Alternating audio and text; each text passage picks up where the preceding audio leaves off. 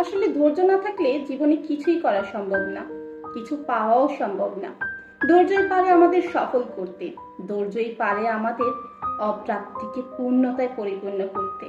একজন ধৈর্যবান ব্যক্তি কখনো নিরাশ পায় না, তার ধৈর্যের ফল কখনো না কখনো সে অবশ্যই পায়।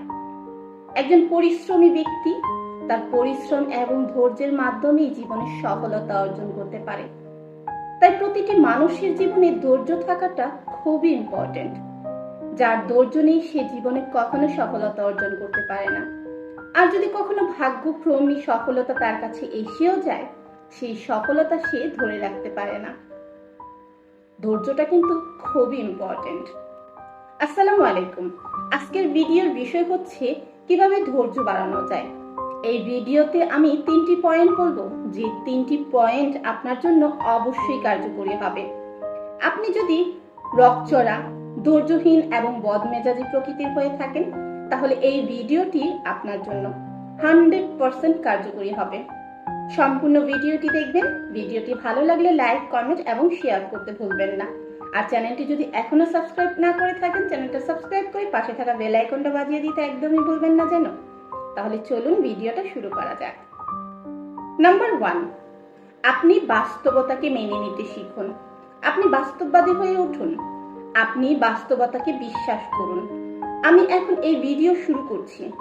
এখন এই ভিডিও শুরু করার যদি ইচ্ছে আমার মধ্যে না থাকতো, তাহলে কি হতো? একটা বিরক্তিকর পরিস্থিতি সৃষ্টি হতো।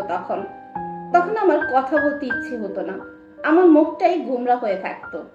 আমি হয়তো তখন গুছিয়ে কথা বলতে পারতাম না, আপনাদেরকে সুন্দরভাবে বোঝাতেও পারতাম না। তাই আপনি বাস্তবতাকে খুঁজে বের করুন। আপনার জীবনে আপনি যে কাজ করছেন, দৈনন্দিন জীবনে এই কাজগুলো করে আপনি কি মজা পাচ্ছেন? আপনি কি আনন্দ পাচ্ছেন, নাকি জোর করে আপনি আপনাকে দিয়ে এই কাজগুলো করাচ্ছেন? যেসব কাজে আপনি আনন্দ পাবেন না, সেই সব কাজে আপনি মজা পাবেন না। সেই সব কাজ করে আপনি কখনো ভালো থাকতে পারবেন না। আপনি ধৈর্যহীন হয়ে পড়বেন, আপনার মেজাজ খারাপ হয়ে যাবে, রাগ হবে, আর হয়তোবা আপনি ওই কাজে দক্ষ না। এই জন্য আপনি যদি আপনার ইচ্ছার বিরুদ্ধে ওই কাজ করতে যান, তাহলে ওই কাজে দক্ষ হয়ে উঠুন আগে। এখানে আমি শুধু কাজের কথা বললাম, কিন্তু আপনার জীবনের অবস্থা অনুযায়ী, পরিস্থিতি অনুযায়ী এবং সময় বুঝে প্রত্যেকটি জায়গায় এটা অ্যাপ্লাই করুন। এটা বোঝার চেষ্টা করুন যে কাজটা আপনাকে আনন্দ দেয়, যেই কাজটা আপনার করতে ভালো লাগে, সেই কাজটা করতে চেষ্টা করুন। বাস্তবতাকে বুঝতে চেষ্টা করুন। মনের বিরুদ্ধে গিয়ে কোনো কাজে আপনাকে সফলতা এনে দিতে পারবে না, এবং আপনি সেই কাজটা ধৈর্য নিয়ে করতেও পারবেন না। তাই বাস্তবতাকে বুঝতে চেষ্টা করুন, নিজের মনকে বুঝতে চেষ্টা করুন, দেখবেন আপনার ধৈর্য শক্তি বৃদ্ধি পাবে। নাম্বার 2, প্রতিযোগিতা করা বন্ধ করুন। যদি প্রতিযোগিতা করতেই হয়, তবে নিজের সাথে নিজে প্রতিযোগিতা করুন, অন্যের সাথে নিজের নয়। অন্যের সাথে নিজেকে কখনো তুলনা করবেন না, যে ও ভালো জব করে, আমাকেও ভালো জব করতে হবে। ও সুন্দর গাড়ি আছে, আমাকে একটা সুন্দর গাড়ি কিনতে হবে। ওর ভালো মোবাইল আছে, আইফোন আছে, আমাকেও একটা ভালো মোবাইল, একটা আইফোন কিনতে হবে। আপনার প্রতিযোগিতার কারণে হয়তো আপনি আপনার পরিবারে প্রেশার ক্রিয়েট করছেন, এবং আপনার পরিবারে একটা কঠিন পরিস্থিতির সৃষ্টি হচ্ছে। অথবা লেখাপড়ার ক্ষেত্রেও সে ক্লাসে ফার্স্ট, আমি কেন ফার্স্ট হতে পারছি না, এভাবে প্রতিযোগিতা করে যাবেন।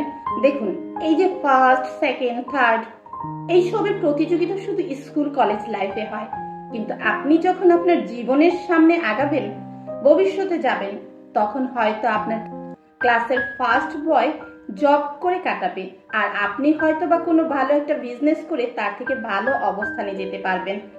আবার আপনি হয়তো বা বিবাহিত, আর যদি বিবাহিত না হয়ে থাকেন, বিয়ে তো একসময় করবেন, কখনো সন্তানকে প্রতিযোগিতা শেখাবেন না যে সে ফার্স্ট হয়েছে, তোমাকে ফার্স্ট হয়ে দেখাতে হবে।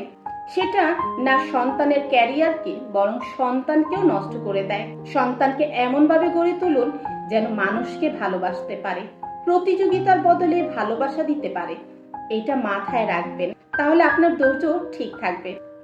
যখন প্রতিযোগিতা আপনার মস্তিষ্কে চলে আসবে না, তখন আপনার মস্তিষ্ক বিকশিত হবে, বিকৃত হবে না। নাম্বার 3, আত্মবিশ্বাসী হয়ে উঠুন। আত্মবিশ্বাসী হন, নিজের প্রতি বিশ্বাস, কথাটা খুবই গুরুত্বপূর্ণ।